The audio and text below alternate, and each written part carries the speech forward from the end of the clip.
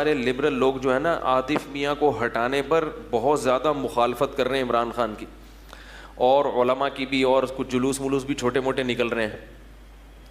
ان کا بھی یہی مسئلہ ہے. وہ کہہ رہے ہیں کہ ہم نے کوئی عاطف میاں سے نماز تھوڑی پڑھوانی تھی.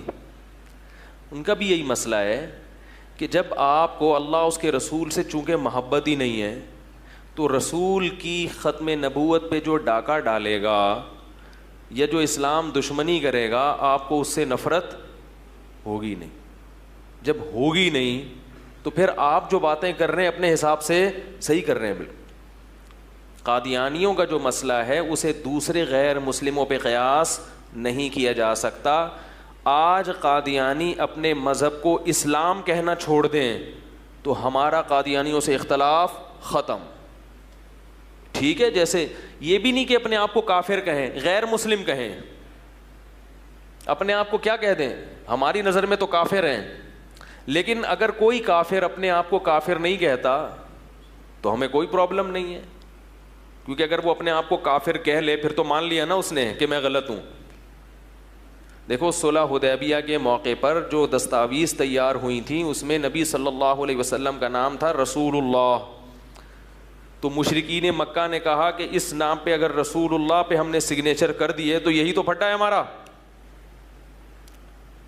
تو یہ رسول اللہ کا لفظ کیا کیا جائے, کاٹا جائے, محمد ابن عبداللہ لکھا جائے.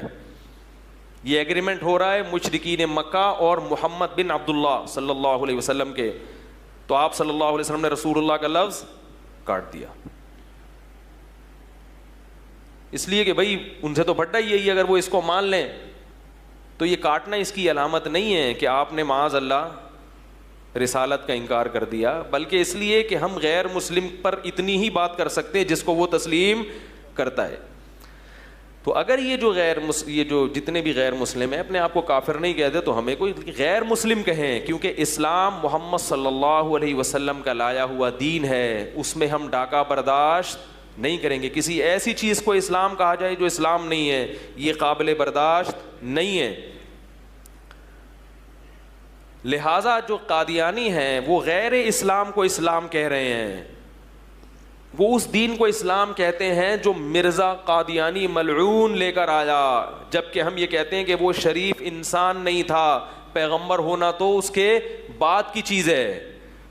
بار بار یہ دعویٰ کرتا ہوں, کوئی بھی قادیانی کسی بھی ختم نبوت کی تنظیم سے متعلق کسی بھی عالم کے پاس لے آؤ, میرے پاس لے آؤ, انشاءاللہ میں اسے قائل کروں گا. اس پر وہ مناظرہ کرے, اس پر وہ بحث کرے, اس پہ ڈیبیٹ کرے کہ مرزا غلام احمد قادیانی کو شریف انسان ثابت کر کے دکھا دو.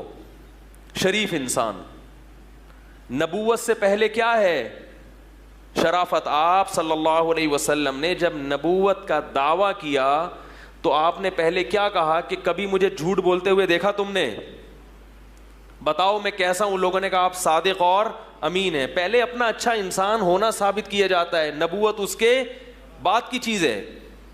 ابو سفیان نے جب وہ غیر مسلم تھے, کافر تھے, اس وقت تقریر کے دوران کہا کہ ہم نے محمد صلی اللہ علیہ وسلم کو کبھی جھوٹ بولتے ہوئے 40 سال میں کبھی نہیں دیکھا, جھوٹ بولتے ہوئے, کبھی امانت میں خیانت کرتے ہوئے نہیں دیکھا. حضرت خدیجہ نے 40 سال کی عمر میں 25 سال کے نبی سے جو نکاح کیا, وہ کیوں؟ ایماندار ہونے کی وجہ سے. حضرت خدیجہ کے پاس پیسہ تھا مگر اس پیسے کو کاروبار میں لگانے کے لیے کوئی ایماندار انسان نہیں مل رہا, جیسے کہ انویسٹر کو کوئی ایماندار انسان چاہیے ہوتا ہے. تو اس نے حضرت خدیجہ رضی اللہ تعالی عنہ نے کس کی سلیکشن کی ہے؟ محمد صلی اللہ علیہ وسلم کے, حالانکہ ان کے پاس رشتوں کی کمی نہیں تھی, رشتوں کی کمی نہیں تھی. تاریخ کی کتابوں میں ہے خطبہا اشراف قوم, حضرت خدیجہ جب بیوہ ہوئی ہیں قوم کے سرداروں نے نکاح کے پیغام بھیجے ہیں, لیکن انہوں نے کس کو پسند کیا؟ محمد صلی اللہ علیہ وسلم. کیوں؟ اس میں ایک حکمت یہ بھی تھی کہ کاروبار کے لیے کوئی ایسا شخص چاہیے تھا جو ان کے مال کی حفاظت کر سکے. تو مرزا غلام احمد قادیانی کا صادق اور امین ہونا تو دور کی بات, شریف انسان ہونا قادیانی ثابت نہیں کر سکتے. یاد رکھو میں قادیانیوں سے ایک بات کہتا ہوں کہ اللہ کی آگ بہت سخت ہے جو اللہ نے نافرمانوں کے لیے تیار کر کے رکھی ہے. تم پروپیگنڈے میں مت آؤ, کسی عالم کے, صحیح عالم کے پاس بیٹھو اور اس کے ڈیبیٹ کرو, اس سے بحث برائے بحث کی نیت سے نہیں, حق کی پہچان کی نیت سے. اللہ کی قسم تمہارے سامنے مرزا غلام احمد کا جھوٹا ہونا ثابت ہو جائے گا. اور یہ خوابوں پہ اور الہاموں پہ مت چلو. میں جب اسکول پڑھتا تھا, کچھ قادیانی تھے کلاس فیلو, یہ چھوٹے سی کر کے میں اپنے اصل ٹاپک کی طرف آتا ہوں, یہ درمیان میں بات آ گئی ہے تو اس کو جلدی سے کمپلیٹ کر لو. قادیانی زیادہ تر الہاموں پہ اور خوابوں پہ چلتے ہیں کہ مجھے خواب میں مرزا غلام احمد کی بشارت ہوئی یا محمد صلی اللہ علیہ وسلم کی بشارت ہوئی, انہوں نے فرمایا یہ نبی ہے. اس طرح کی چیزوں پہ چلتے ہیں. خواب اور الہام کبھی بھی حجت, بولو بھائی, نہیں ہو سکتا. خواب الہام کبھی بھی حجت نہیں ہو سکتا. اللہ کے نبی کہہ دیتے صحابہ سے کہ تم سب کو خواب آئے گا رات کو کہ میں کیا ہوں, سچا ہوں. خواب جھوٹے کے بارے میں بھی آتا ہے اور سچے کے بارے میں بھی آتا ہے. اسلام میں خواب نبوت کا 46واں حصہ ہے, عین نبوت نہیں ہے. 46واں حصہ بہت اس میں جو حقیقت ہے وہ بہت سمٹ کے تھوڑی رہ جاتی. کبھی کبھار سچے خواب بھی آ جاتے ہیں, مگر خوابوں پہ کبھی بھی شریعت کا مدار نہیں ہوتا. یہ شیطان کی طرف سے بھی ہوتے ہیں خواب. گراؤنڈ ریئلٹی کو دیکھ کر فیصلہ کیا جاتا ہے. کبھی بھی خوابوں کی بنیاد اور الہاموں کی بنیاد پہ شریعت کے مسائل چینج نہیں ہوتے. ایک آدمی کا دلائل کی دنیا میں جھوٹا ہونا ثابت ہو گیا, روزانہ خواب میں فرشتہ آ کے کہے نا یہ سچا ہے, آپ کبھی بھی اس کے ساتھ کاروبار نہیں کرو گے. آپ بولو گے فلاں کے پیسے بھی لے کے بھاگا, فلاں کے بھی لے کے بھاگا, فلاں کے بھی لے کے بھاگا, تو میں خواب کی بیس پر 1 کروڑ اس کے حوالے کر دوں, ایسا کبھی بھی نہیں کرو گے آپ. تو خوابوں کی بیس پر اپنا پیسہ کسی کے حوالے نہیں کیا جاتا. کسی جھوٹے کو سچا نبی کیسے مان لیا جاتا ہے بھائی؟ کیونکہ میں قادیانیوں کے ساتھ اٹھا بیٹھا ہوں بچپن میں, مجھے اندازہ ہے کہ یہ کن چیزوں کو فوکس کرتے ہیں.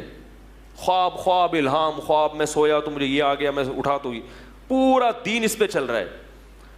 اور ہمارے ہاں بھی بہت سے بدعتیوں کا دین خوابوں اور الہاموں پہ چل رہا ہے.